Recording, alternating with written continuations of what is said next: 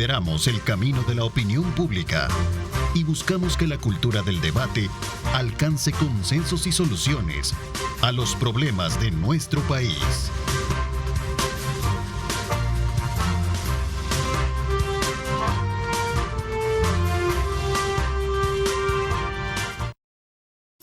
¿Qué tal? Buenos días. ¿Cómo están? Bienvenidos una vez más a una edición de Diálogo 21 correspondiente a este día viernes. Como siempre, agradecemos a Dios Todopoderoso por darnos ese privilegio de poder ingresar hasta la intimidad de sus hogares. Gracias por mantenerse, desde luego, desde muy tempranas horas de la mañana bien informado con Telenoticias Megavisión. Vamos de inmediato en esta hora y media, como es costumbre todos los viernes, a recoger los diferentes insumos y puntos de vista que expresan nuestros panelistas de la edición especial con relación a los temas vigentes durante la semana. Antes de pasar desde luego a saludar a nuestros panelistas, quiero decirles que vamos a tener temas importantes, como por ejemplo la postura de El Salvador sobre el conflicto entre México y Ecuador, tras haber incursionado precisamente en la Embajada de México. 2 años del régimen de excepción. Vamos a hablar también de la actual legislatura en su última prórroga de este régimen. Vamos a tener otros temas también importantes, como por ejemplo esto de la emergencia del lago de Coatepeque, entre otros temas importantes. Para ello quiero darle la más cordial bienvenida a Bessie Ríos. ¿Cómo estás, Bessie? Qué gusto saludarte. Buenos días, un placer acompañarles. Un saludo para la audiencia que está pendiente y un gusto de estar con todos y con todas en el panel. Gracias también. Saludo a Juan Contreras. Gracias por acompañarnos. Bienvenido. Buenos días, Ernesto. Buenos días estás? a la población que nos ve y nos escucha. Así es, en efecto. También Carlos Araujo, ¿cómo estás? Por acá, un viernes más, ¿verdad? Muy buenos días a todos. Ya queriendo salir a descansar bastante, ¿no? Ok. Bienvenida, Tania, ¿cómo estás? Gracias, Ernesto. Bien, un saludo a toda la audiencia de Diálogo 21 y aquí a mis colegas panelistas. Pues un viernes más, como dice Carlos. Así es. Bueno, de hecho, hacía mención, yo creo que no podemos pasar por alto este acontecimiento que ha marcado la reacción de varios países en el mundo y que tiene que ver precisamente con el tema de la incursión que hizo el gobierno o las autoridades del Ecuador en la Embajada de México y que trajo consigo, desde luego, condenas y sobre todo también posturas que de alguna manera pues han llevado a organizaciones u organismos como la OEA en su momento a sentar una postura. ¿Cuál es su análisis tras la decisión que hizo la policía de Ecuador de ingresar a la Embajada de México para capturar al vicepresidente Jorge Class? ¿Y cómo ven ustedes la postura de El Salvador sobre el conflicto en la cual se abstiene precisamente de votar por esa condena, yendo en contra de lo que otros países lo han tenido? Lo que pasa es de que la inviolabilidad de las embajadas bajo el Convenio de Viena, ese es el que se violenta. Y el reclamo principal, incluso desde México y desde varias posturas, es: hombre, ni las peores dictaduras en Sudamérica se atrevieron a meterse a una embajada. Pareciera que el desdeñar el debido proceso y el derecho internacional y los derechos humanos está de moda en varias regiones, sobre todo en Latinoamérica. Es condenable. El asilo político, el asilo como la visa son potestades del país que te lo otorga. Nadie va a pedir un asilo si no se siente perseguido en su país. Eso es lo primero.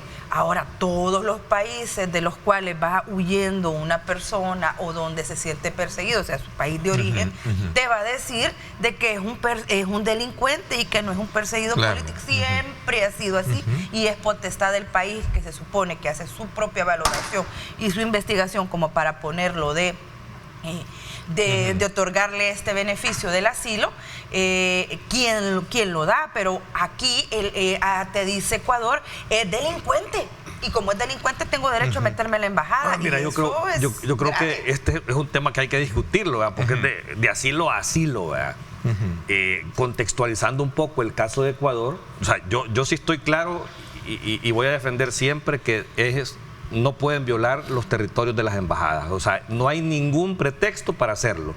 Pero también hay un contexto que la gente tiene que entender de lo que ha pasado en Ecuador.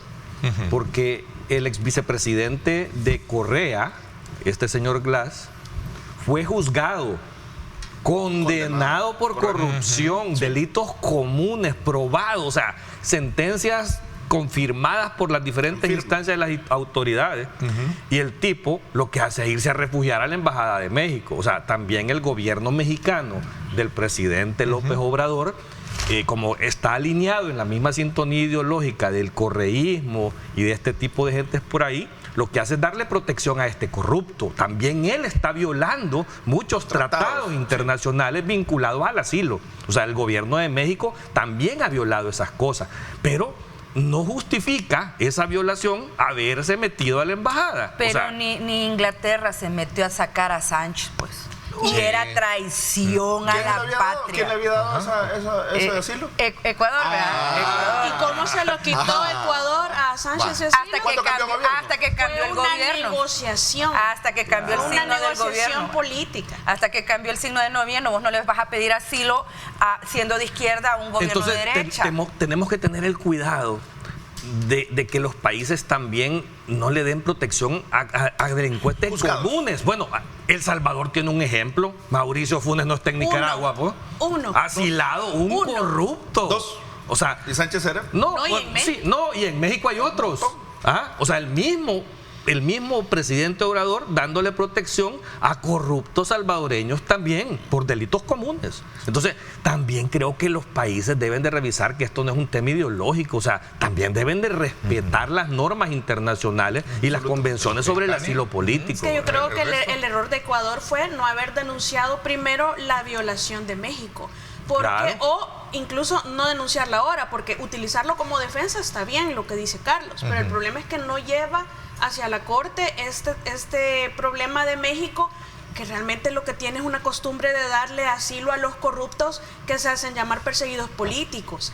El hecho que Ecuador no esperara todo el trámite, porque Ecuador podía perfectamente haber bloqueado la salida de este señor, de Jorge Glass, pero también hay un antecedente. En México hay como 80 asilados en esta misma calidad. Todos los parientes de Pedro Castillo, están todos los de Evo Morales. Entonces, y había ido a hacer una extracción con un helicóptero militar. Entonces, lo que obviamente pensó Ecuador es que aquí me lo van a extraer, no van a respetar el derecho internacional para seguir la vía diplomática, sino que simplemente se lo van a llevar. Entonces, ante ese temor fue que se tomó la errónea decisión, en mi opinión, porque sí es territorio extranjero, una embajada, de extraerlo de esa manera. Lo que sucede es que yo me imagino El Salvador viendo que llega Mauricio Funes, por ejemplo, y se mete a la embajada de Nicaragua, y en nuestra cara se empieza a reír el presidente de Nicaragua, porque también el presidente de México tuvo un comportamiento de estar ahí provocando, diciendo de que prácticamente que el presidente Noboa había tenido que ver con el asesinato de Fernando Villavicencio para poder llegar al poder. Entonces, ese tipo de burlas, estarlo acusando de persecuciones políticas y estar en la embajada, lo tuvo desde diciembre en calidad de huésped. Esa calidad no existe en el derecho internacional. ¿Validas entonces por qué El Salvador se abstiene entonces de votar por una condena casi mundial por la incursión? No es otra cosa. Eso ya es otra cosa. Yo ni la valido ni tampoco la condeno, porque la verdad es que es un tema bien delicado cuando te están en la cara. Es decir, yo no concibo que este tratado sobre los asilos y que la Convención de Viena pueda tener una inmunidad a un nivel tal de impunidad para estar protegiendo corruptos y que nadie haga nada, porque aquí toda la comunidad internacional de doble rasero ha venido a criticar el comportamiento de Noboa, pero no dicen nada sobre el comportamiento corrupto del señor López Obrador, que está con un comportamiento, y también lo hace el de Nicaragua, también lo hace el de Venezuela. Entonces, que no digan nada por ese comportamiento abusivo de estar asilando corruptos, pero sí vengan a condenar lo otro. Las dos son situaciones condenables. Yo creo que es condenable, o sea, desde mi punto de vista, que El Salvador se haya abstenido de participar en esa votación, porque de todo el 100% de los países que votaron, o sea, no votó México. Votó en contra Ecuador, obviamente. Votó en contra Ecuador y El Salvador se abstuvo. De ahí el resto de países está totalmente claro en que tienen que condenar la violación de un territorio extranjero en una embajada. Yo creo que eso va a ser de acuerdo a las últimas votaciones que ha tenido en la OEA y en Naciones Unidas, El Salvador que votó a favor de la resolución de no meterte en lo que haga Nicaragua y respetarle su soberanía, ¿quién en su sano juicio estaba esperando que condenara una invasión de una embajada? Pero ¿y por qué entonces el presidente de este país va a Estados Unidos y empieza a condenar y a criticar la política estadounidense? Todos hacen lo mismo, todos dicen en contra de Biden. Respetemos la soberanía, para mí la preparación del terreno de la actual administración acompañando esa votación de no condenar a Nicaragua y no condenarle el ingreso a una embajada, te deja claro cómo ve el terreno. O sea, yo puedo violar derechos humanos aquí, no se metan conmigo. Ese es el y mensaje. Si yo quiero me zampo una embajada y no se vayan a meter conmigo. Es que hay que distinguir. Bueno, dos distinciones. Primero, el tema del asilo y el tema de la inviolabilidad de las embajadas, ¿verdad? Que son cosas distintas.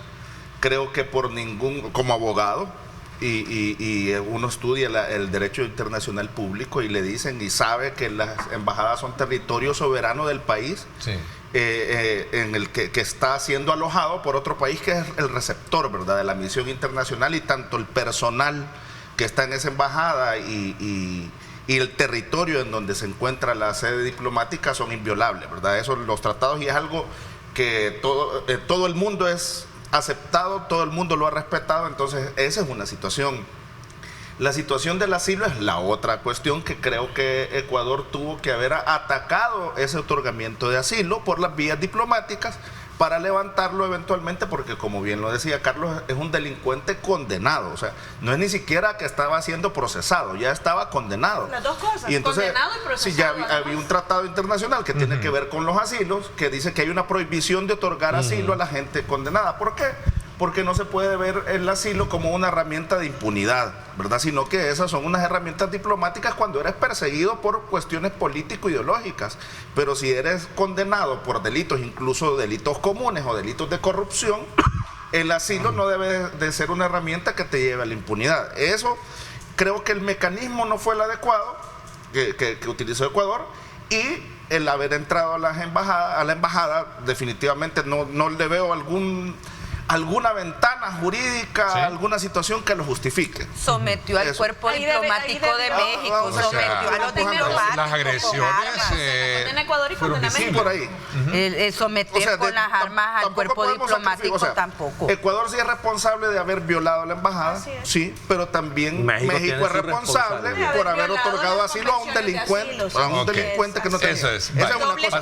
Vamos a otro punto. El otro elemento es ¿qué efecto tendrá esta relación de yo no he terminado la idea, sí. La otra cuestión es cómo se posiciona el Estado salvadoreño en la OEA cuando comienzan a querer condenar la situación. ¿Y qué es lo que pasa? Carlos estaba mencionando que el presidente llegó a Estados Unidos, pero es que esa es la posición del presidente. Y lo que dice la OEA es la posición del Estado. Y como Estado se ha visto una tendencia ahora de cambiar la política internacional, que antes en el concierto de las naciones nosotros íbamos a la cola y lo que decía la mayoría decía El Salvador. Ahora hay una autodeterminación en las relaciones diplomáticas del Estado salvadoreño, y entonces se abstuvieron en esta votación, pero también nos abstuvimos cuando se condenó la invasión de Rusia a Ucrania, cuando en esa guerra El Salvador se abstuvo. O sea, es parte de la nueva intención diplomática, sí, que tiene como Estado. Entonces, si no es nuestro problema, el problema es entre México y Ecuador. Sí, ¿Qué es lo que dice el Estado? Yo como Estado, Juan, es que ese cambio de la política salvadoreña en el concierto internacional es un cambio que se pone del lado casi de los malos, o sea, de Nicaragua, de Rusia, en la invasión ilegal que hizo. Pero abstenerte no es ponerte del lado de los malos. No, porque es no condenar las cosas que para todo el mundo son evidentes. Pero es evidente. Abstenerte no es ponerte del lado de los malos. Acordate que aquí había... No condenar eso. Aquí hubo un gobierno, que por respeto no lo voy a decir, de un país extranjero, que financiaba incluso partidos políticos para obtener votos a favor en la ONU. O sea, de eso venimos. La provincia rebelde, decimos. Vaya. Entonces, si nos ponemos a eso, si querés cambiar la política, la forma como te desarrollas en la política internacional, que chivo que ahora tenés una autodeterminación y te abstenés. ni a favor ni en contra. ¿Y qué pasa? No es nuestro negocio, no es nuestro problema. Sí, cuando te pase a ti, entonces nadie se meta. Okay, tienen su soberanía y tienen su autodeterminación. Y pidiéndole a todo el mundo que le dé dinero, sus países la autodeterminación de decir, bueno, me abstengo en los casos de El Salvador también. O sea, y por lo tanto tiene que aceptar el aislamiento que puede sufrir en un momento por no acompañar estas cosas que están sucediendo. Todas estas instituciones han ido perdiendo relevancia. ¿Qué va a lograr con esta condena de los otros países si El Salvador se abstuvo y Ecuador votó en contra? ¿Qué se logró? ¿Regresaron a Jorge Glass? No, está preso. No tiene nada. No hay nada, es una cuestión simbólica. Sí, hay dos preguntas. Esa pregunta pero mira, discúlpame, pero si en la OEA estás viendo que Nicaragua está expulsando gente, le está quitando la nacionalidad, está expropiando la UCA, y vos de Estado decís, no nos vamos a meter, no nos vamos a meter la libre determinación del pueblo. Por favor, eso es, miren, cuando yo haga lo mismo, ustedes no me condenan. Y cuando la OEA condena, regresan a toda esa gente. No tiene nada que ver. Entonces destartalemos la OEA, las Naciones Unidas. O sea, son veamos esa pregunta. Buenos días a los panelistas. Nunca me pierdo sus análisis. Porque bueno, gracias. Con la explicación que han brindado con este caso, entonces, ¿el fin justifica los medios? Para mí no. Yo creo que no. O sea, es que es lo que estamos diciendo. O sea, no está justificado nunca que Ecuador haya hecho lo que hizo en la embajada mexicana, pero también México está cometiendo errores. Tania, sí, lo que sucede es que no debería de justificar el resultado de los medios. Sin embargo, yo creo que en el Ecuador o afuera no dejamos de condenar la invasión, porque realmente fue una invasión. Sí. Hay que llamar las cosas por su nombre, pero fue efectivo. Al final se evitó lo que estaba pasando, una fuga descarada y corrupta en las narices de todos los ecuatorianos, de llevarse a semejante corrupto condenado y procesado y que se dice perseguido político, y que como la CIDH le había dado medidas, entonces había que extraer. No, yo creo que había que seguir los mecanismos. Sin embargo, siempre queda como ese sinsabor después de la experiencia que hemos tenido en El Salvador, y realmente, es decir, el fin justifica los medios si el fin es el que yo quiero, porque aquí quitémonos el doble rasero todo, ¿verdad? Aquí siempre se va a criticar el fin justifica los medios cuando el fin no es el mío. Eso es lo que critican ahora muchos, pero que antes no lo cuestionaron. Fíjate que hay otra pregunta interesante ahí que está relacionado con el tema de Viena, que dice que el artículo, vamos a ver si lo podemos colocar, el que prohíbe prohíbe las facultades interpretativas frente a esta discusión en vuestra realidad. No hay discusión en ese punto, está clarísimo si ese fuera el criterio de que el Estado dice es un delincuente, ¿cuántas marchas de sindicalistas en este país entraron a Costa Rica, a México, y el ejército aquí decían que eran comandantes guerrilleros y que había que meterse a sacarlos? Hay dos preguntas que surgen de todo esto. Y México tiene una trayectoria de décadas de dar asilo. No es algo que se le ocurrió a Andrés Manuel. De hecho, la declaración franco-mexicana en la cual se le reconoce a la guerrilla salvadoreña, esos asilos eran diferentes. No son los cívicos y sinvergüenzas que hace AMLO ahora. Eso es aprovecharse de la historia de asilador de México para venir a solapar corruptos. Venezuela tuvo esa trayectoria. ¿Quién le dio asilo a Napoleón Duarte? Venezuela. Hay dos preguntas que surgen de todo esto y que discuten en Sudamérica, y la primera es, ¿se puede dar asilo a criminales? No. Pues que se hace, sí. Entonces, ¿cuál es la consecuencia? Dicen unos analistas. Entonces, Putin va a meterse a la embajada de yo no sé quién a sacar a todos los opositores porque tienen una condena. Los otros dicen, Venezuela se va a meter a la embajada argentina porque ahí están asilados los opositores. Entonces, ¿qué es bien sencillo? ¿Qué es lo que hay que hacer? Revisar los dos convenios, revisar el de los asilos y revisar el de Viena, y evitar que esto pase, porque es que no se puede seguir dando la situación de don AMLO, porque estos son gobernantes, no es el país. Entonces, situaciones como ese señor, como el de Nicaragua, como los otros, que asolapan corruptos desde otros países, y eso sí es una verdadera y auténtica invasión a la soberanía de otros países. Pero nadie la condena, todos los hipócritas condenan esto, pero no condenan otro. Ya hablamos del tema de que esto puede traerle consecuencias. Yo no sé quién nos decía, si eras tú, ¿no? Pero dice ahí la otra pregunta. Buenos días, vivimos en un mundo globalizado, señores. El Salvador no puede aislarse del mundo. No, tampoco yo lo pueden obligar a que nos vayamos con la corriente solo porque siempre se ha hecho. Yo lo que creo es que por tus frutos te conocerán. Si vos no condenás a una violación, a un país que está violando derechos humanos, que está expulsando a su gente, que está expropiando universidades, y decís, respetemos la soberanía, quiere decir que después buscas el quid pro quo. Yo no te condené, no me condenes, y solo fíjate qué países están votando a la par tuya. Hay un aspecto ideológico importante que no lo quieren reconocer porque que estos son de izquierda cubriéndose corruptos entre izquierdos. Sí, es correcto. Pero el hecho es que hay una situación que en 21 de abril van a un referéndum en Colombia, que es importante para el presidente después del oso que fue a hacer allá en Inglaterra, me parece que fue que ebrio empezó bueno, todo lo que ya sabemos que hizo. Y por otra parte, en un par de meses también se dan las votaciones en México. Entonces, todos están utilizando esto, lo han politizado y dejan de ver el asunto meramente diplomático e internacional. Porque lo que pasa en El Salvador, todo se politiza. Entonces, dejan el fondo de lo importante a un lado. Es que estos tratados hay que revisarlos y modificarlos, porque no puede ser que el asilo siga siendo utilizado como una cuna de corrupción. Ojo que para revisar los tratados también tenemos que recordar que los derechos son progresivos, no son para atrás. Doctor Contreras. No, hombre, es que lo de la inviolabilidad de las embajadas está clarísimo. Sí. O sea, hubo una violación. Yo creo que en eso estamos de acuerdo. Sí, todos. Lo del asilo aparentemente estuvo mal otorgado porque el señor estaba condenado y todo lo demás. Ahora, la posición de El Salvador, ¿y para qué nos vamos a meter en eso? O sea, estamos presentes ahí y nos abstenemos. Que arreglen los mexicanos y los ecuatorianos su problema, porque no es la embajada de El Salvador. Y el día que yo invada una embajada, no se metan conmigo.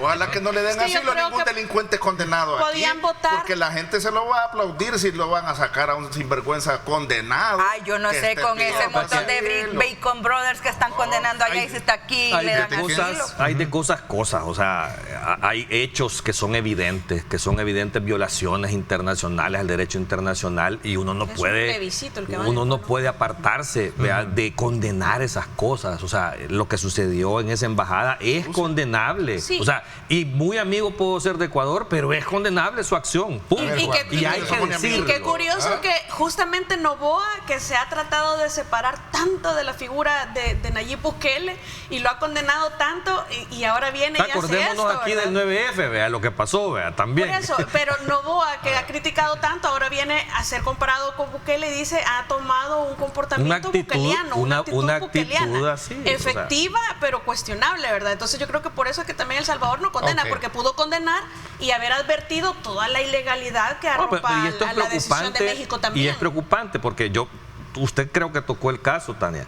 Venezuela, una dictadura que persigue a los opositores. Hay una cantidad grandísima de opositores que en este momento están asilados en diferentes embajadas en Venezuela. Sí, sí. ¿Qué pasa si no se condena esa acción de Ecuador? Entonces va a venir la dictadura de Maduro y se va a meter a las embajadas a sacar a estas personas. De acuerdo, pero entonces eso no también, es correcto. Pero tampoco es correcto que se estén asilando criminales. Pero hay procedimientos. O sea, pero es que no hay discusión, no hay excepción. Claro. El país es completamente autónomo, pero hay procedimientos para reclamar. Lo que no pueden hacer es como que ahorita se fuera El Salvador a meter a Honduras a extraer a alguien. O sea, es una invasión, es ilegal. O a la embajada de Honduras. No podemos justificarlo. Sí, pero tampoco podemos seguir permitiendo que se continúen dando asilos al amparo de tratados internacionales. Ocupa el derecho internacional para denunciarlo. Hay que reformar el tratado para prohibir. Pero para mientras no violen las leyes. Es que sí, correcto. O sea, porque por eso, pero ese para mientras es lo que también tiene en vilo que Venezuela se vaya a meter a las demás embajadas. Claro. Es que ese para mientras es urgente. La si AMLO le está dando asilo a todos los corruptos, lo va a seguir haciendo. Pero la mayor parte de asilados están en las dictaduras. Y Ecuador no es una dictadura. Vamos a ver, un saludo a todos. El derecho a conceder el asilo y a calificar la causa es de México. Es que eso es lo que estamos hablando. Pero entonces, al amparo de esa figura del asilo y del tratado, lo que se está haciendo es arropando criminales. Denúncielo. Pero no se meta. Había un mecanismo para atacarlo. Es que eso, la denuncia sí está bien, pero es que prevenilo. Sí.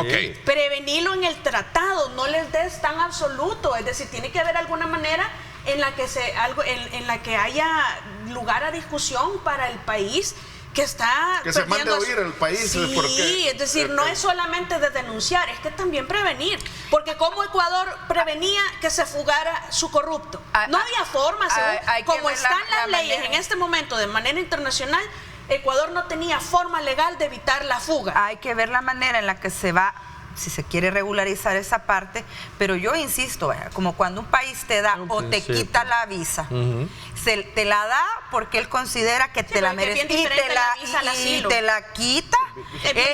Son potestades del Estado. Pero es bien diferente, no es una potestad del Estado, el asilo es una potestad internacional, es mi decisión, que está regulada a nivel internacional, darte la visa no se puede entrar a mi país y te la quito porque para mí son corruptos y te la quito aunque tengas familiares en mi país. El asilo igual, el asilo, vos no pedís asilo si no te consideras perseguido. Y es entonces el Estado que va a otorgar el asilo el que hace el análisis. De acuerdo, pero conforme las leyes internacionales, la visa para mí no es corrupto, para mí no ha cometido delito, aunque el Estado esté saltando. ¿Cómo vas a pedir vos asilo si no te están persiguiendo en tu país? Pues sí, si la persecución es judicial y justa. Van a decir que no están persiguiendo, pues todos los delincuentes dicen que los persiguen. Todos, allá tenemos en Nicaragua 2 sinvergüenzas. Vamos a conclusiones, 20 segundos. En conclusión y cierre de este tema y venimos a otros cuando nos vamos después de la pausa. Juan. Yo creo que El Salvador ha sido coherente con la forma que ha guiado sus políticas internacionales hasta este momento. Después de en este quinquenio se ha visto que se ha abstenido de opinar y de votar o a favor o en contra de temas que sinceramente no son atinentes a nosotros. Pasó en el caso de Rusia, pasado en el caso de Nicaragua, pasa esta vez en el caso de Ecuador, y creo que esa es una coherencia en la diplomacia internacional de este gobierno. Ok, Carlos, tu contrapunto con relación a ese... Que es lamentable que El Salvador haga lo que está haciendo en el concierto internacional, o sea, no condenar a Rusia en lo que hizo, no condenar a Nicaragua en lo que hizo, no condenar esta incursión ecuatoriana en la embajada, creo que está del lado equivocado. Es que es complicado porque no condenar a Rusia... Y obviar toda la situación de la OTAN y Estados Unidos, no sé, eso deja como un sinsabor querer obligar a que tomes un partido cuando no podés dejar de lado la... Pero el otro ha hecho de invasión. No, pero no es nuestro problema. Sí, y Estados Unidos con la OTAN, y eso no es una especie de invasión, cercarlo con bases militares. ¿Por qué estamos pidiendo limonas en el Fondo Monetario? Lo que yo sí no encuentro coherente, Ernesto, por ejemplo, es que nosotros criticamos a veces decisiones en el Pleno de la Asamblea cuando los partidos se abstienen en vez de votar a favor cuando algo es beneficioso. No están votando en contra. Y justificar o pronunciarte sobre sí está a favor, pero mire, falta todo esto, mire, no estoy de acuerdo en esta. Entonces, si nosotros criticamos eso, pues también aquí podía haberse votado condenando la invasión, porque es una clara invasión, a la vez que haciendo el reproche internacional de lo que estaba haciendo AMLO y de la necesidad de reforma de ese tratado. Cuando tenés buenos abogados de derecho internacional, te dicen, mire, razone su voto. Y ni siquiera eso. Entonces, y esto es histórico, ¿verdad? Perdimos los bolsones por no tener buenos abogados. Y ahora te pones en una postura que a mi gusto da la impresión que yo estoy diciendo, no veo, no opino, no digo, para que cuando yo haga, el resto diga lo mismo. Esa es tu conclusión. 7 de la mañana en punto. De eso se trata, de cada quien dejar hacer, dejar pasar. Está utilizando esa política. Ok, es parte del análisis que se tiene con relación a esta situación crítica que se generó tras la incursión de las autoridades de Ecuador de poder ingresar, valga la redundancia, a la Embajada de México para capturar al ex vicepresidente Jorge Class, que ha estado siendo debidamente cuestionado y judicialmente. Nos vamos a la pausa y regresamos. 2 años del régimen de excepción, una valoración importante para conocer cuál es la opinión que ustedes tienen al respecto. Pausa y regresamos con más.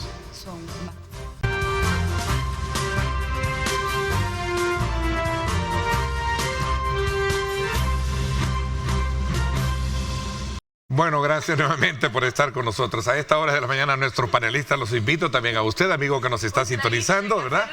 Un sorbo, así es. A esta hora de la mañana, comenzar bien el día, así que los invito a tomarse un rico café, así, ¿verdad? Así que Los invito.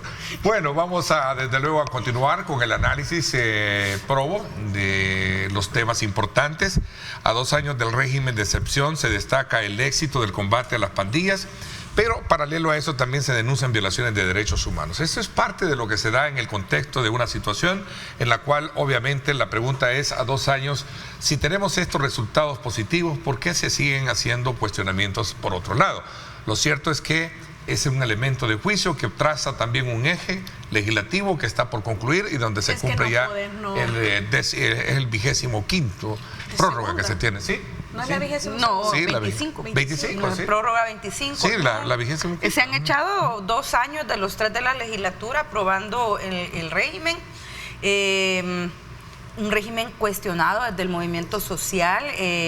Hace poco murió la bebé de una activista defensora de derechos humanos dentro del cuidado del Estado, donde tenía la carta de libertad, como sucede en un montón de casos que a pesar de que se tiene la carta de la orden judicial de déjelo libre, parece que la persona, el carcerbero, toma la decisión si cumple o no esa orden judicial.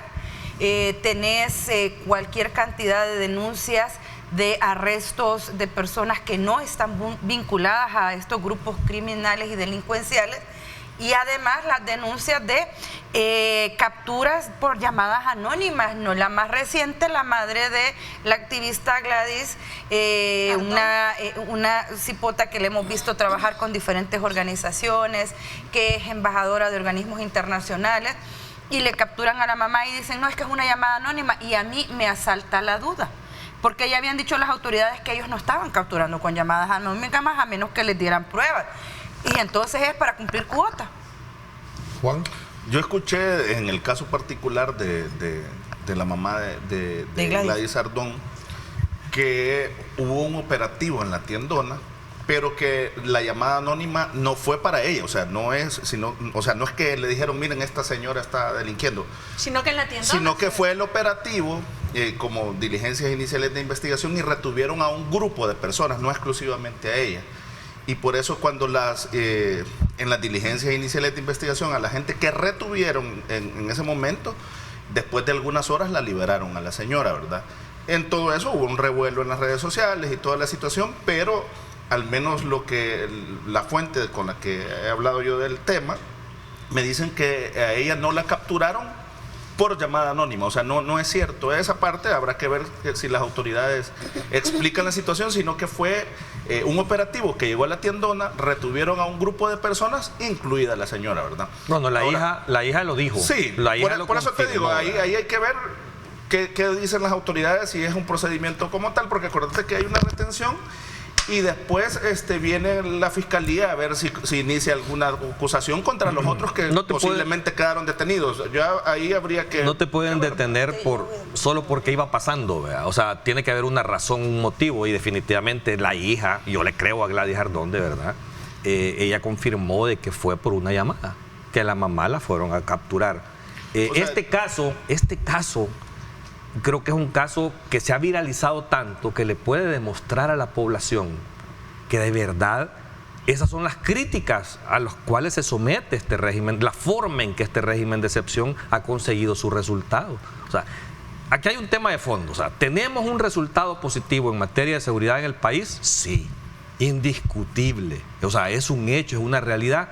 Pero ese resultado positivo ha sido construido en base al sacrificio de miles de inocentes, no uno, miles de inocentes, como el caso de la mamá de Gladys Ardón, y hay otros cientos de casos que hemos visto públicamente de gente que todavía está presa, pero que como no se ha viralizado, no la han soltado. Y eso es grave, porque si solo vas a resolver casos que se viralizan, ¿cuánta gente que no tiene esa capacidad de acceder a las redes y de detonarlas? Porque vos puedes denunciar en redes, pero si vos no logras detonarlas, ¿a qué quiero llegar yo con esto? Entonces, el punto es que llegamos a ese nivel positivo en materia de seguridad, construido sobre el sacrificio de miles de inocentes, y definitivamente no podemos volver atrás y no podemos retroceder y no podemos decir solo quiten el régimen de excepción como tal, ¿verdad? Porque eso, mal implementado, quieras o no, ha dado un resultado positivo con todos los sacrificios de los inocentes que ha habido. Entonces, ¿qué pasa? O sea, yo lo que quiero es que veamos hacia adelante, porque hacia atrás ya no podemos volver. Veamos hacia adelante. Yo no quiero volver atrás. Entonces, al ver hacia adelante, ¿qué es lo que pasa? Que ya después de 25 prórrogas, yo creo que estamos obligados, o este gobierno está obligado a hacer algo diferente. Tania. Para darle estabilidad a esto y para proponer otras medidas alternativas que restituya el debido proceso, que restituya la garantía para que casos como el de Gladys Ardón no vuelvan a suceder. ¿Cuál es tu punto de discusión en esta Yo creo antesala? Que no hay punto de discusión en cuanto a la efectividad del régimen. Yo siempre he defendido esta medida del gobierno porque es lo que nos tiene con la paz con la que estamos. Y esa posición yo creo que ni siquiera vale la pena discutirla ya, porque quien no quiera reconocer lo positivo de toda la implementación de política de seguridad pública del gobierno, es porque realmente está en esa polarización extrema en donde lo único que hace es odiar al gobierno y negar todo lo que pueda salir de ahí, aunque sea bueno. Entonces, llegar a esa posición yo creo que es absurdo, porque está clarísimo los resultados del régimen. Y lo que pasa es que no se pueden dejar de señalar situaciones como lo que se hablaba antes de las capturas de personas que no tienen nada que ver y que pasan más de 2 años presos. Por ejemplo, la mamá de esta chica Gladys salió más rápido. No es que solo salgan si se viraliza el caso. A mí me consta en lo personal que sí salen, pero que se tardan un poco más. Aquí lo agilizan porque se viralizó. Pero entonces, es decir, ¿cómo es que a estas alturas todavía se siguen haciendo capturas así tan irresponsables, que en pocas horas tienen que liberar a las personas porque se viralizan? Y hacen el ridículo. Y se exponen y hacen el ridículo y quedan mal. Y ese tipo de actuaciones son las que manchan el resultado tan positivo que ha tenido el régimen, por una parte. Por otra parte, yo no concibo que puedan haber más de 250 fallecidos bajo la tutela del Estado y que nadie diga nada. Y que la única persona responsable de venir a decirnos algo nos diga: todas fueron muertes investigadas y no hay ningún elemento que nos indique que hubo homicidios o que hubo una... Es decir, no es posible que 250 personas... Siempre han habido fallecidos de reos en tutela del Estado, siempre lo han habido. Tampoco es que es nuevo en este gobierno, ¿verdad? No, pero no significa que está bien o que está mal, sino que simplemente no nos pueden venir a decir que toditos y que ni siquiera uno, con todas las historias que ya conocemos y los testimonios que han dado personas que han salido de ahí, que los torturan, que los golpean, que les dan unas grandes palizas, que no les daban sus medicinas. No es posible que ni siquiera uno sea sujeto de investigación. Para la actual legislatura, para la actual legislatura es la última prórroga del régimen de excepción. ¿Qué se espera para el futuro tratamiento de este tema, tal y como lo plantea Carlos? El régimen de excepción lo solicita el Ejecutivo y lo aprueba la Asamblea Legislativa con 3/4 partes. Entonces, todo apunta a que esta legislatura pues ha terminado con esta última aprobación y le corresponderá a la legislatura que comienza el 1 de mayo, si el Ejecutivo se lo solicita, le corresponderá estudiar si lo otorgan o no, ¿verdad? Lo que pasa es que es un tema bastante complicado. Anoche, por ejemplo, hubo una captura de 2 adultos y 16 menores de edad que estaban formando una clica pandilleril en Jiquilisco, ¿verdad? Entonces, sabes que el problema tal vez en menor escala o ha mutado en alguna forma, pero en los territorios todavía hay pandilleros. Entonces, si esta herramienta te sigue funcionando como eficaz para atacar a los pandilleros, no la puedes quitar de golpe.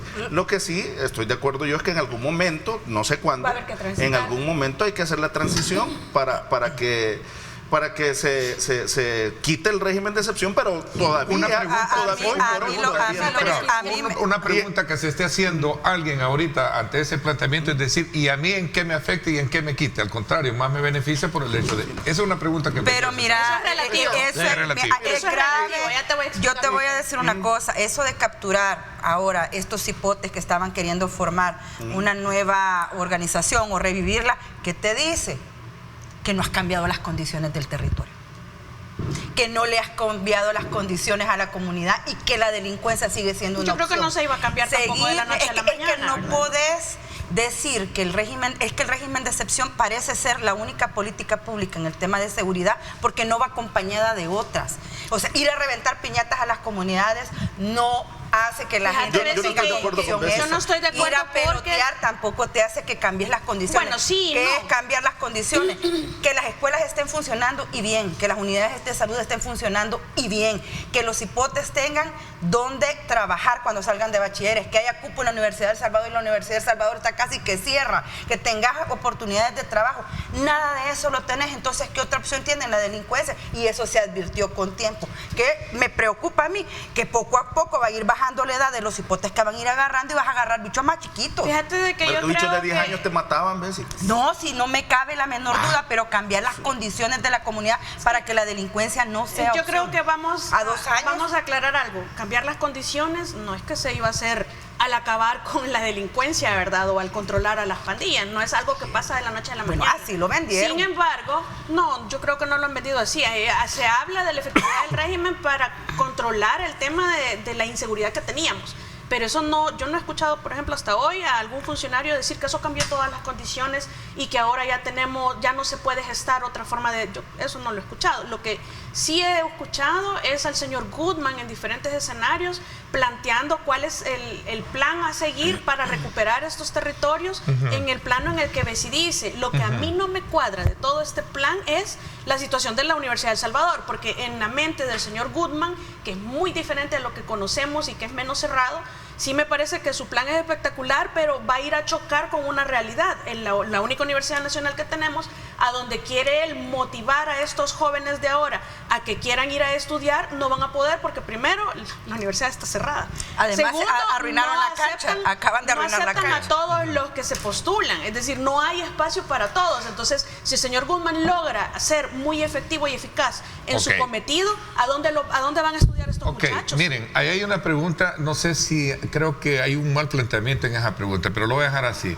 Buenos días para todos, y esto tiene que ver con la presión que se ejerció a través de redes sociales, entiendo, y también por medios de... a mí me consta que sí salen de medios libres, de comunicación, no que salió libre la señora inmediatamente. Buenos días, dice, para todos. Es lamentable que ha quedado demostrado que las redes sociales, y ahí sumaría yo la prensa, son más efectivos que los tribunales. Creo que ahí hay... Que son más efectivos. Porque la denuncia se hizo en medios y se salió también. Que si no logras la verialización, no logras, digamos, cierta efectividad o apurar rapidez y celeridad. Pero eso te explica porque hoy todas las instituciones de gobierno te están diciendo que no puedes filmar ni grabar. Anda al seguro y saca tu celular, te salen corriendo las enfermeras a decirte que no grabes. Anda a una unidad de salud y te dicen que no. A cualquier institución del Estado te dicen que no. ¿Y por qué no quieren que grabes? Porque no se quieren hacer virales cuando están maltratando y negando el servicio.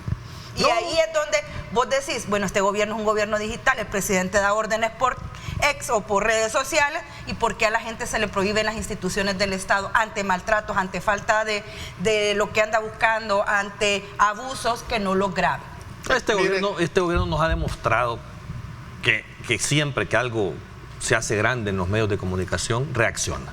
¿Vea? Eso es una realidad. Yo creo que no solo creo que cualquier gobierno actuaría de esa forma. Que algo que se viralice de una forma tan exagerada le ponen atención. ¿Vea? Es un hecho. Y por eso es importante que la ciudadanía se active también en función cuando ven injusticias. Claro. ¿Vea? Para que también tenga un efecto en los canales de fíjate, Carlos, que yo pequé de eso cuando empezó el régimen y yo me puse a apoyar una de esas viralizaciones.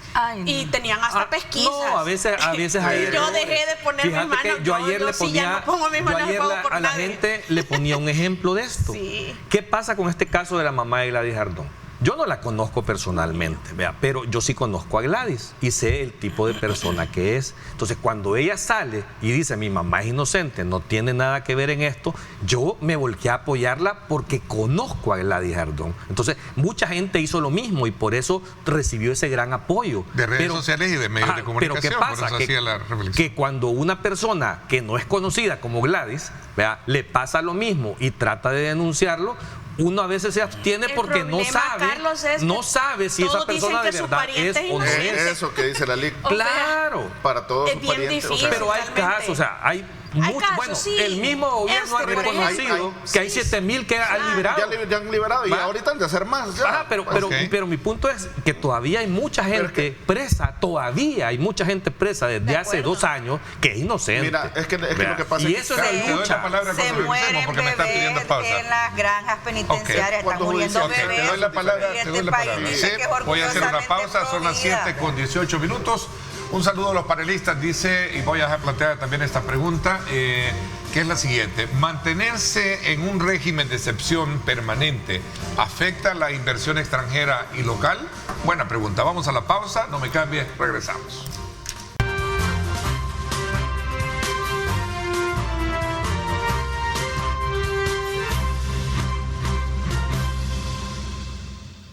Bueno, gracias nuevamente por estar con nosotros a esta hora de la mañana. Que deben darte la palabra y deje plantear una pregunta que a lo mejor sea un complemento o también algo que puede invanar a lo que estamos hablando en esta mañana, ¿no? Voy a tratar de enlazarlo, pero es que miren, cuando alguien es detenido en diligencias de investigación, si baja en la cuestión, ahí hay indicios, pero cuando ya inicias un proceso penal, que la fiscalía inicia un proceso penal en contra tuya, por mucha presión social, muchas redes, lo que hagas, las autoridades no te van a poder sacar porque ya pasa a decisión de un juez en audiencia inicial. Que no sea un fiscal como el detenido. Pues sí, eso quería llegar. Eso quería llegar. Fiscal, sí. Pero mientras, si solo la policía te retuvo y ven que tú no tienes indicios de nada, sino que llegó el operativo, en el caso particular al mercado, y te retuvo, y ven que de la inteligencia policial y todos los que estabas, tu nombre no aparece ahí, no hay indicios ni siquiera, muy posiblemente la autoridad ahí mismo te va a liberar.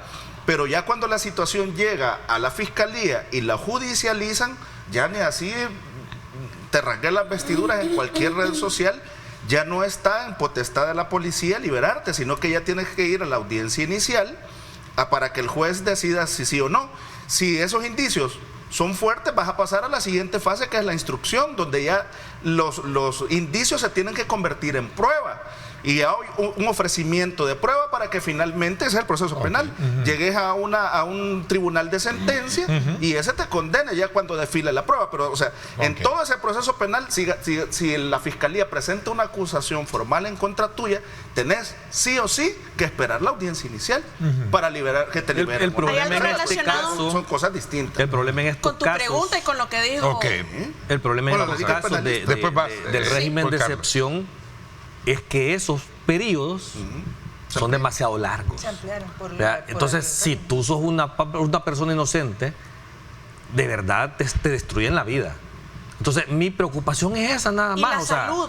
Por eso, y no la tuya sola, la que tu familia. O sea, nosotros abogamos por eso. ¿Por qué el gobierno no se sienta a ser más creativo en función de crear mecanismos específicos para tener una vía más expresa, para que cuando una persona de verdad no tiene nada que ver en esto... ¿De qué te sirve si el director de centros penales no pone en libertad? Bueno, pero hay que corregirlo, por eso. Hay que corregirlo. O sea, ahí es donde hay que enfocarse. ¿Por qué? Porque, o sea, nosotros sí podemos apoyar totalmente la política de seguridad en cuanto a la dureza del régimen de excepción, la persecución de los criminales. Estamos de acuerdo en eso. O sea, es que nadie está en contra de que persigan a los delincuentes y que sean duros con los delincuentes. Si el problema era que los primeros 2 años de gobierno pasaron pactando con ellos. Ese sí era un problema.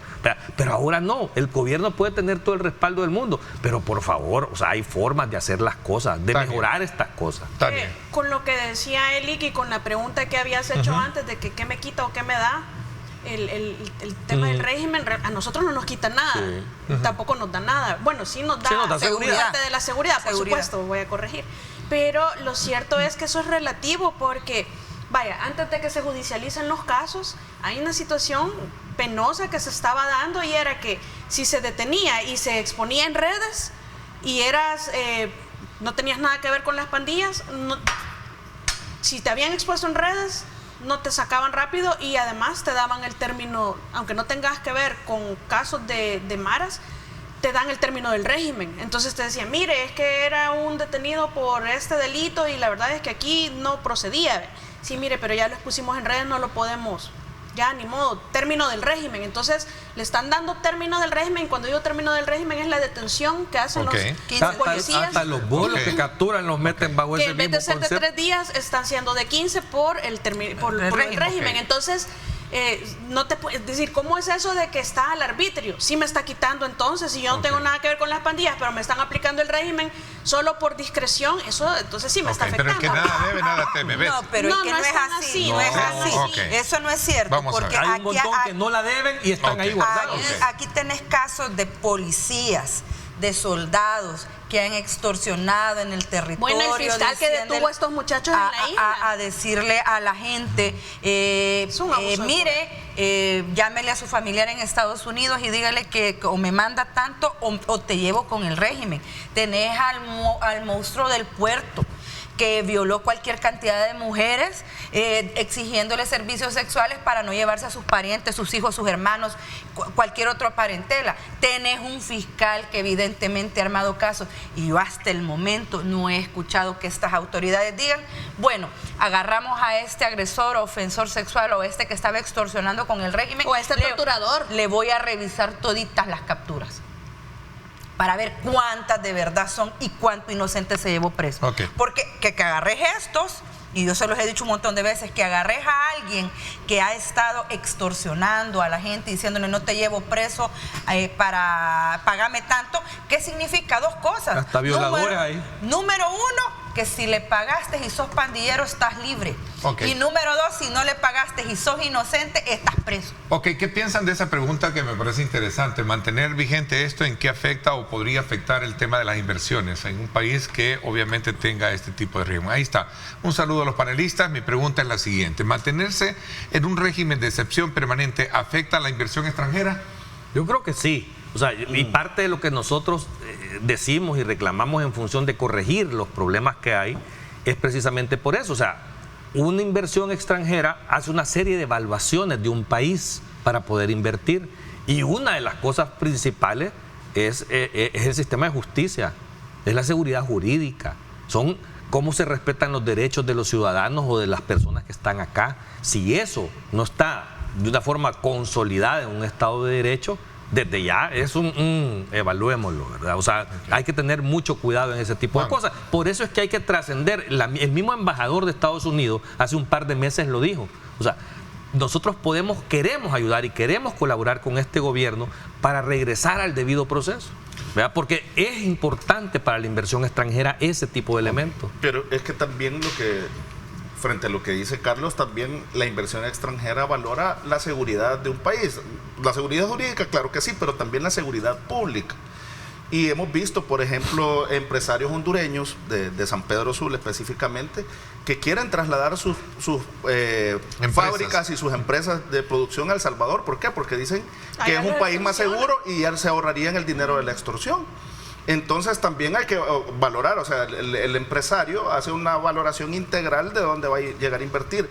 Entonces, ese punto de que tenemos un país mucho más seguro ahora también, bueno, de ahí están pues las noticias de algunos hermanos hondureños que quieren trasladarse para acá para ahorrarse ese dinero. Que ya tenemos 26 meses de estar bajo el régimen de excepción. ¿Cuántos empresarios han agarrado? Y cuando yo veo es que la inversión, cuando yo veo la inversión que ha venido en los últimos 2 años, no es grande, pues sí, pero no ha crecido. Entonces, ¿por qué no se detona esa inversión? Sí, Carlos, pero es que la pregunta es del régimen de excepción. Por eso. Entonces yo creo que a la inversión extranjera nos beneficia más por la seguridad pública. No creo, ya lo que tú dices de la seguridad jurídica en general es otra cosa. No, como no, es que no, lo que te da inseguridad jurídica y que no hay un debido proceso es el régimen de excepción. El régimen de excepción es una política dentro de la gran política que se llama Plan Control Territorial. Sí, es una herramienta. Pero él es fundamental, es lo que les ha permitido de alguna forma tener el resultado de seguridad. Pero solo es una herramienta. Yo creo que lo que sí afecta es la forma en que están haciendo las leyes. Lo que decías tú con el tema de probabilidades de inversiones hondureñas, habrá que ver porque tenemos ratos de no tener esas reciprocidades y si no tenemos beneficios nosotros de aquí para allá, de allá para acá no debería de haber beneficios y eso es de larga data, tenemos ratos de no reunirnos.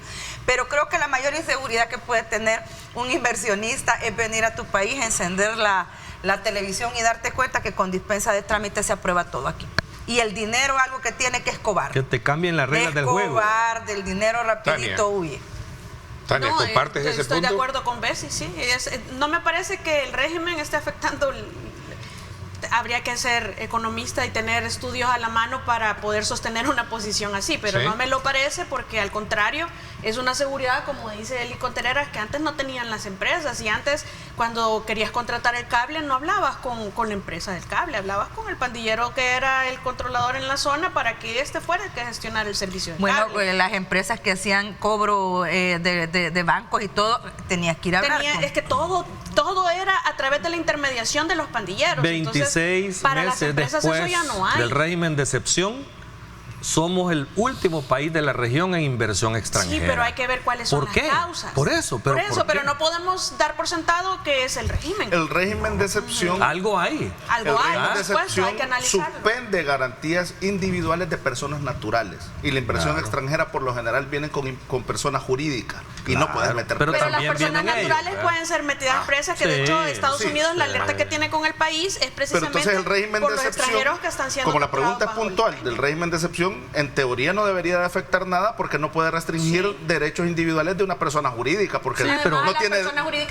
pero las arbitrariedades que se cometen, las arbitrariedades que vemos a diario es lo que ahuyenta ese tipo de cosas y causa esa inseguridad y esa inestabilidad. Lo que pasa es que eso de arbitrariedades es relativo, porque aquí se maneja como arbitrariedad que los policías capturen en flagrancia un maroso y que dicen que no hay elementos, que no hay orden. A mí lo que me preocupa es que y la señora que capturaron ayer no es una arbitrariedad. A mí lo que me preocupa, además de eso, entonces habrían un montón de arbitrariedades en todo el sistema judicial desde antaño. Son estos extranjeros que se han regresado porque hay seguridad en el país y aparecen muertos.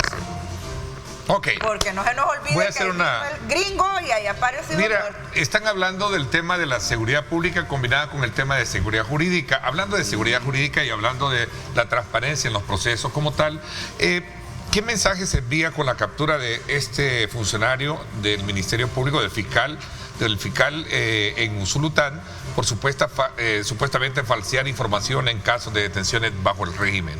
Voy a hablar de ese tema cuando regresemos. Vamos a hacer una pausa, 7:32.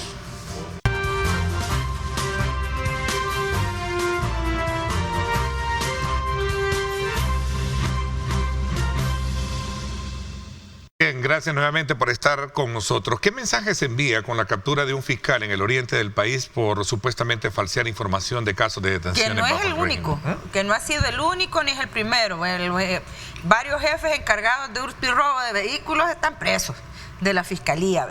Esto es una voz de alerta. El fiscal general ya debería de decirnos si le está revisando la cartera de casos que por lo menos de los últimos 2 años a este fiscal, porque no hay indicio de que te diga es la primera vez. Es bien difícil, ya cuando ya dejas pistas y huellas es porque ya te sentís impune. Entonces quiere decir que ha sido una práctica reiterada y eso preocupa porque, vuelvo, insisto, estos policías que fueron capturados porque estaban extorsionando a la gente en las comunidades, estos soldados que han sido capturados en las mismas. El caso así emblemático de la isla Espíritu Santo, donde se señaló que los soldados que estaban vinculados a una de las violaciones que fueron capturados, una violación de menor que fueron capturados, eran soldados que ahí hicieron las capturas también. Este fiscal está vinculado a ese caso. Esta es hora que ya deberían de estar revisando ese proceso, porque la gente de las comunidades ahí en la zona habla que han ido a sacar a sus hipotes de sus casas. Tania. Yo quisiera celebrar, porque realmente tendría que mandar un mensaje positivo en este contexto. Sin embargo, yo no lo celebro porque al perro más flaco se le terminan pegando siempre las pulgas. Aquí tenemos funcionarios y empleados de un nivel mucho mayor que deberían de estar siendo capturados y expuestos de esa manera y sentados en el banquillo de los acusados, y no lo vemos. Aquí hay desobedientes, de órdenes judiciales que no les pasa nada, es decir, hay personas que están guardando detención por 8 meses ya, con su orden de libertad emitida por un juez de la República que no se cumple. Eso no solamente es una desobediencia, que es un delito autónomo, sino que además es una detención por funcionario público, que es otro delito. Es decir, ya son 2 delitos que se cometen al desobedecer este tipo de órdenes judiciales. Uno. Por otra parte, tenemos casos en donde hay funcionarios presuntamente involucrados en la liberación de un ranflero y que tampoco vemos que hayan consecuencias. Entonces hay otros que salieron ahí involucrados en que se estaba pagando para meter a los familiares a visitar a los reos cuando ni siquiera los reos comunes pueden recibir visitas de familiares, otros que están pagando para ser sometidos a presuntamente a detector de mentiras para poder ser objeto de medidas en los procesos en el marco del régimen de excepción, y no se ven detenidos ni expuestos. Este fiscal pues sí está bueno, pero realmente no es nada comparado con todo lo que hay que hacer. Y tenés historias de fiscales generales, F1, que armaron casos. Pues sí. Tenés la historia del fiscales que es el mero F1 que ha armado casos y que está más que probado. Pero es que esto es más grande que solo la fiscalía. Incluso torturó fiscales dentro del sede fiscal para armar casos, o sea. En el pasado, ¿vea? En el pasado bien reciente, vea. Porque no estamos hablando desde hace 30 Sí, bueno, años. Si este es actual, puede ser presente también, ¿verdad? Este fiscal que acaban de capturar es algo reciente. Yo creo que debe haber una permanente depuración en instituciones claves como la policía, la Dirección de Centros la Fuerza Armada, la Fiscalía, el mismo órgano judicial. Debe haber una permanente depuración, porque lastimosamente, o sea, el deber ser es que estas personas que tienen algún tipo de autoridad sean los mejores, ¿verdad? Y que sean consecuentes y que busquen la investigación y que de verdad sean buenas personas las que trabajen ahí. Lastimosamente la realidad ha demostrado que no todos son buenos, ¿verdad? Y quizás el problema es que una manzana podrida arruina a los demás pues también. Sí. Entonces, ¿qué te lleva a veces? Casos como el de los soldados que violaron a la niña allá en Misata. Te pueden manchar las instituciones. Entonces, la Fiscalía en general está haciendo un buen trabajo, pero estos personeros, estos tipos que llegan y cometen este tipo de acciones, pueden empañar la labor de la institución como tal. Entonces yo creo que deben de ser ejemplarizantes las medidas que se tienen que tomar, la investigación, la exposición que tienen que tener estos malos elementos para que si hay algún otro que ande en esos pasos también sea persuadido, pero que definitivamente deben haber mecanismos de depuración permanente en estas instituciones claves: policía, Fuerza Armada, Fiscalía y el órgano judicial, que muchas veces nos olvidamos del órgano judicial, pero hay jueces malos. Todavía hay muchos jueces malos. Carlos, es que si hay mecanismos de depuración, que no se usen es otra cosa. Sí, debe ser permanente y ser expuestas a estas personas. Miren, Carlos, hay una pregunta que un poco en retrospectiva la planteamos cuando iniciamos este tema, sobre la nueva legislatura. Bajo esa misma lógica, ¿qué rol o qué papel debe de examinar o qué punto debe examinar para continuar o no con este régimen? Es que yo creo que la nueva legislatura tiene esos retos. ¿Verdad? Esos retos de que después de 25 meses de estar aprobando el régimen de excepción bajo las mismas condiciones que desde que inició, pues, ¿qué viene? O sea, es que para mí es lo más importante. O sea, tenemos que perfeccionar y mejorar todos estos mecanismos. ¿Para qué? Para evitar que se siga dañando personas inocentes. O sea, eso es lo más importante, y para darle al mundo también un mensaje que el país está volviendo a la senda del debido proceso y del respeto al Estado de Derecho. Y el tema de la depuración es importante, que es el elemento, la figura última que mencionaba. ¿Cuál es el mensaje que deben de darnos los titulares de todas estas instituciones? Es que van a ser duros contra aquellos malos elementos que están haciendo este tipo de cosas. O sea, pero tienen que demostrarnos a los ciudadanos que son duros con ellos, porque si no hablan, si no hacen acciones, pues entonces la gente ve, los toleran. Entonces me da miedo, me da temor. Bueno, con los soldados de la agresión en Misata, tuvieron que estar 2 días la gente en redes exigiendo que lo sacaran con un trajecito blanco como sacan a todo mundo, porque no habían sacado a esta gente. La presión social ayuda. Y creo que es importante, si vos tenés en tu estructura a alguien que ha cometido, lo primero que tenés que hacer es la auditoría de todo lo que ha llevado. Porque nada nos garantiza que no tenga más gente a la que este fiscal, por ejemplo, le haya armado casos. No tenés garantías que estos policías que fueron capturados por un caso de denuncia no tengan más gente que no denunció. Este fiscal estaba destacado en Usulután, entiendo, ¿no? Sí, tiene que ver con el caso de los jóvenes de la isla Espíritu Santo. Revisen la nota periodística. Esta es una zona que no se conocía como zona que tuviera pandillas. Vaya, pero entonces entonces a ese fiscal, por ejemplo, ¿cuál fue la motivación? ¿Le pagaron o qué? Porque siempre extorsionó. O quería hay un corrupto y un corruptor, ¿verdad? O era una extorsión, igual que andan también, ya fueron capturados varios policías por andar extorsionando. Y eso tiene el doble sentido, yo lo vuelvo a repetir. Que pagues y seas pandillero y quedas libre, y que no pagues y seas inocente y quedes preso. Y eso es grave, y las autoridades yo no las veo abatidas en ese sentido. Juan.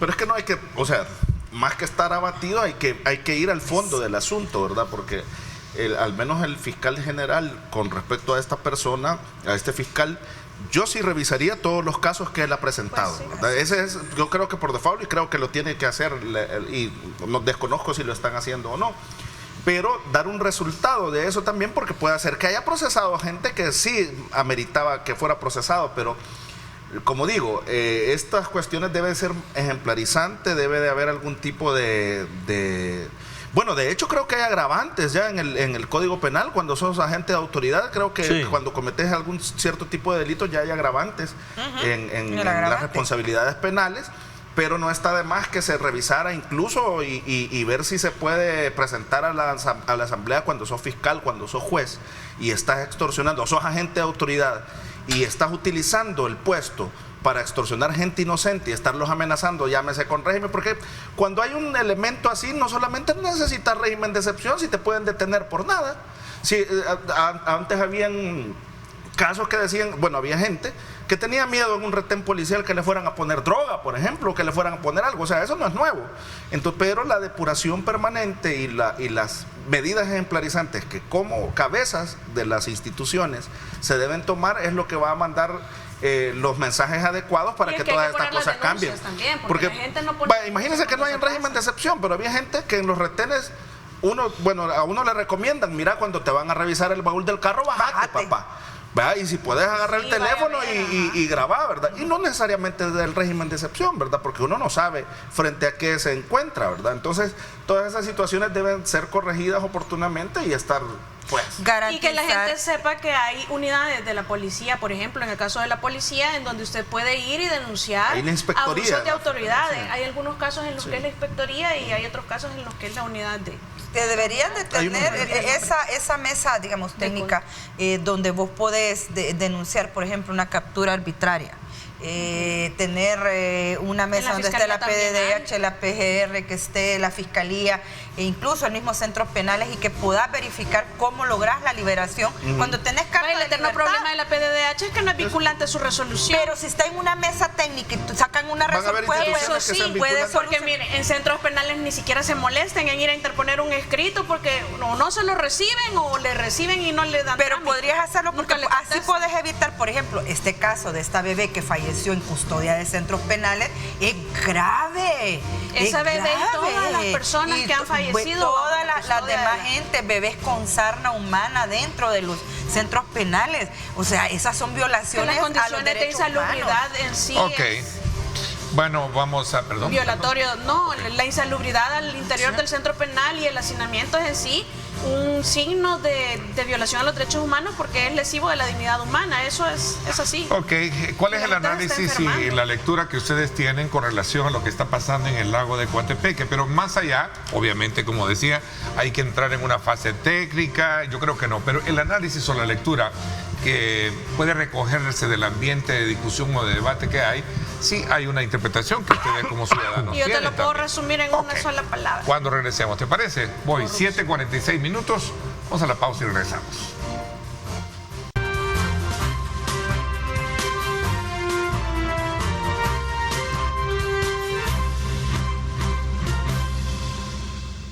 Bueno, gracias nuevamente por estar con nosotros. Tú me dijiste, Tania, que me ibas a resumir ante mi pregunta que qué es lo que estaba pasando en el lago de Coatepeque tras toda esta fase de contaminación en la que ha entrado y que ha llevado a crear, desde luego, un decreto de emergencia.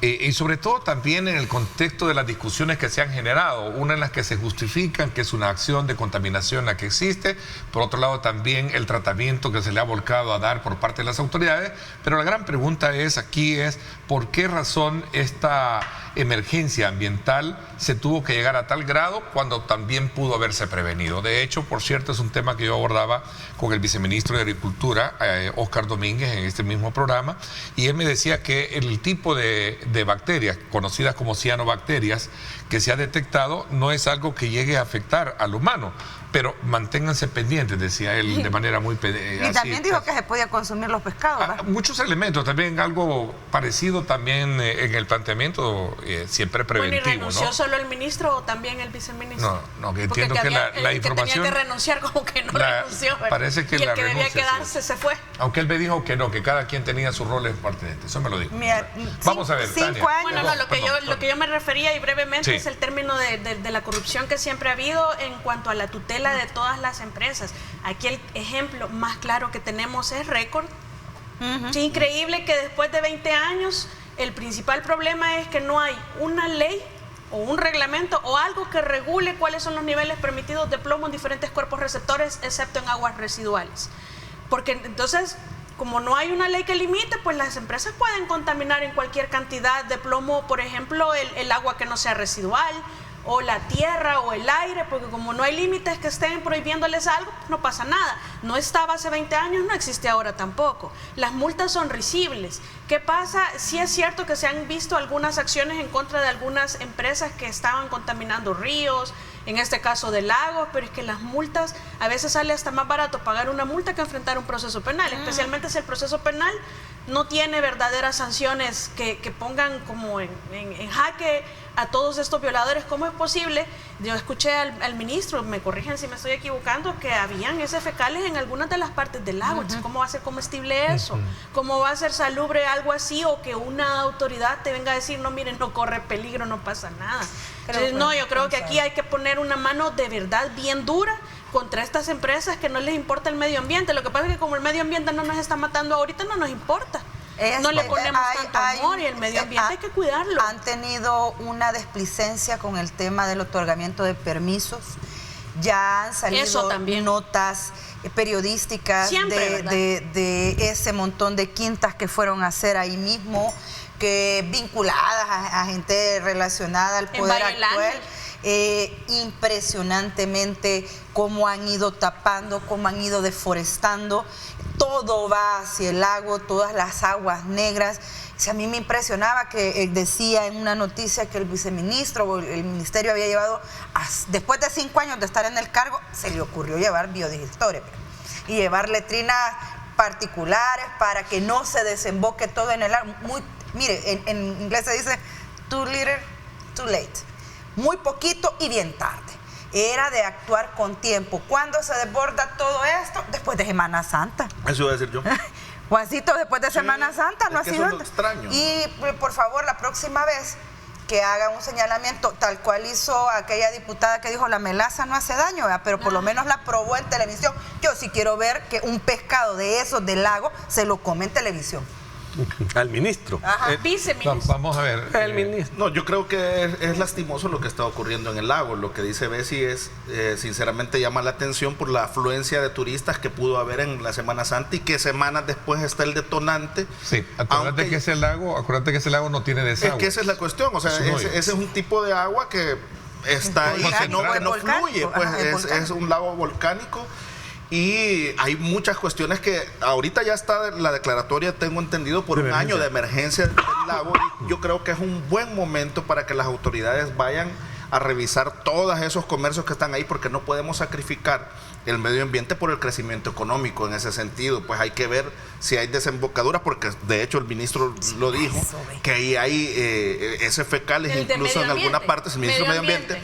Entonces hay que ver cómo se corrige eso, porque esa es agua estancada prácticamente y ¿Cómo vas a estar comiendo o bañándote en esa zona? Mira, hay otras cosas también que, sin ser experto en temas medioambientales, pero también andan barcos con sonido y todo, y hay fauna marina, que los motores de estos barcos les afectan también eventualmente. Hay turismo, o sea, el aceite que lanzan, todo el aceite, la gasolina y toda la cuestión, hay que ver los impactos ambientales que tiene, por ejemplo, que se les limite cuánto tiempo puede pueden andar estos barcos, que yo sé que es en el comercio y que hay inversión ahí, pero hay que darle opción a las comunidades que viven de la pesca. Pero yo creo que debe haber en realidad algún tipo de manual específico para cómo se va a regular la actividad económica en el lago de Coatepeque, porque también hay una desmedida explotación de cuestiones hoteleras, cuestiones de ranchos privados y etcétera, que obviamente el ser humano desperdicia, ensucia y todo. Entonces, el crecimiento económico no tiene que ser un elemento que nos haga sacrificar el medio ambiente. Okay. O sea, ¿es tardía la declaratoria de emergencia o fue a tiempo después de escuchar los análisis de los funcionarios? No es Carlos. La primera vez. Ajá. Yo creo que es tarde,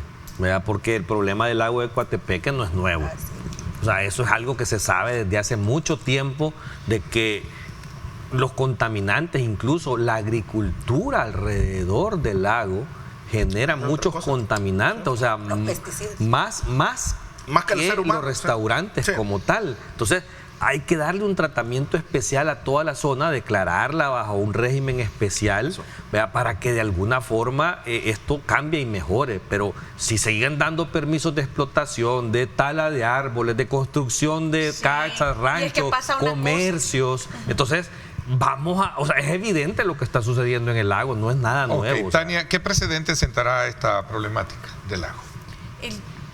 Lo que sucede es que esta ley de medio ambiente es allá por el 95, 96 o 97, si no me equivoco. Tenemos empresas que todavía se están acoplando a la ley, es decir, ¿cuántos años necesitan? ¿Cuántos años más? Pero ¿qué precedente debe de sentar? Por eso, entonces el precedente ya está mal desde antes. Lo que hay que hacer es darle más recursos al Ministerio del Medio Ambiente para que el Ministerio del Medio Ambiente pueda realmente hacer su trabajo, porque es que un ministerio sin recursos también es bien pobre. Pero también hacerle auditoría a esos jueces de medio ambiente y al propio ministerio de a quién le ha dado permiso y por qué. Sí, porque cuando hablas de empresas ahí hay poder económico, entonces es bien fácil corromper. Sí, y hay una cosa importantísima ahí en el lago Coatepeque, que todo el mundo pensamos en los hoteles, los restaurantes, etcétera. Pero hay un montón de gente que de cantones ahí, y que dependen. Su forma de vida es la pesca. Hay 3 cooperativas de pescadores. Entonces, sacan agua del lago para vivir. Ahí está, en ese año que está de emergencia, tiene que haber un tratamiento especial para esa gente. Porque no solo porque esa gente de eso vive. No se trata solo de la declaratoria de emergencia, que es el tema propiamente ambiental. Se declaró la emergencia y por lo menos se está atendiendo el problema. Pero tenés que tener en cuenta el componente social. Sí. ¿Cómo vas a trabajar? ¿Qué alternativas les vas a dar a estas comunidades? Ahí hay escuelas también. Sí. Que se han cerrado. Y la contaminación no solo es visual de que ves que ahí anda nadando lo que anda nadando, sino que además el olor fétido, además no sabes cómo han logrado controlar si de verdad siguen o no, si se siguen dando descargas en el lugar.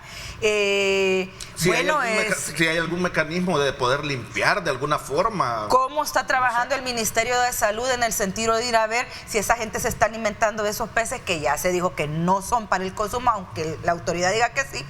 ¿Qué enfermedades vas a tener ahí? Ahora, superada la emergencia y controlado el problema, es de evitar que se replique otra vez la situación, ¿verdad? ¿Y qué van a hacer para que esto no vuelva a pasar? Y mantener un trabajo articulado, porque aquí no solo se trata que medio ambiente diga, sí, mire, ya vamos a revisar, y el resto de instituciones que deberían de estar ahí también.